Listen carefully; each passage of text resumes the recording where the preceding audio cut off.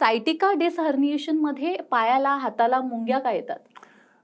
एक लक्षात घ्या, जेव्हा दोन मणक्यातलं अंतर जे आहे, दोन मणक्यातलं अंतर जे आहे ते कमी होतं आणि जेव्हा डिस्क उजव्या साईडनी बाहेर आली, L3 L4 मधनं जर गादी बाहेर आली तर मांडीचा भाग हा मुंग्या येतात. L4 L5 मधनं गादी जर बाहेर आली त्याला डिस्क हर्निएशन म्हटलं जातं आणि डिस्क प्रोट्रुजन म्हटलं जातं. तर त्या डिस्क हर्निएशनमध्ये जेव्हा गादी बाहेर येते आणि या पिवळ्या रंगाच्या मज्जातंतूला चिकटते त्यावेळेस पेशंटला मुंग्या यायला लागतात. सगळ्यात प्रथमतः ज्यावेळेस डिस्क बाहेर येते किंवा त्या डिस्कच्या आजूबाजूला ट्रॉमा होतो, मानेमध्ये 7 मणके आहेत, कमरेमध्ये 5 मणके आहेत.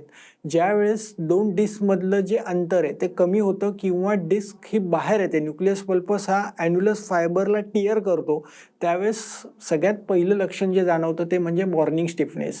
सकाळी उठल्यानंतर कंबर अवघडणं, त्याचबरोबर सकाळी उठल्या उठल्या मान अवघडणं हे प्राथमिक लक्षण आहे की ज्यावेळेस डिस्क ही बाहेर येते. त्याच्यात थोडंसं पुढे जर डिस्क बाहेर आली तर त्या कंडिशनमध्ये डिस्क हर्निएशन किंवा डिस्क प्रोट्रुजन म्हटलं जातं. MRI आपण काढतो त्या MRIमध्ये व्हाईट लिक्विड आपल्याला दिसतं, व्हाईट ड्युरा मॅटर, आणि व्हाईट ड्युरा मॅटरच्या पुढे ती डिस्क बबल शेप स्ट्रक्चर हे बाहेर आलेलं असतं. तिथे कुठेतरी ती गादी बाहेर येऊन मज्जातंतूला दाबली जाते आणि त्यामुळे मुंग्या चालू होतात.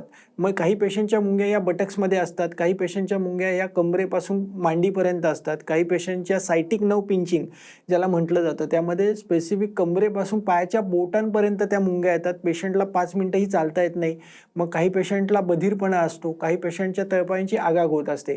प्रत्येक वेळेस प्रत्येक गादी कुठनं बाहेर आली आहे ते इंडिकेट करत असतं की नक्की पेशंटचा त्रास आत्ता कोणत्या ग्रेडेशनला आहे. तर हे सायटिका आणि स्लिप डिस्क प्रोट्रुजन हा जो प्रकार आहे तो गादी बाहेर येणं, मणका स्लिप होणं, आणि हे होण्याचं प्रामुख्याने बऱ्याच वेळा मग पेशंट एक्सरे MRI काढतात आणि मग डॉक्टरकडे जातात.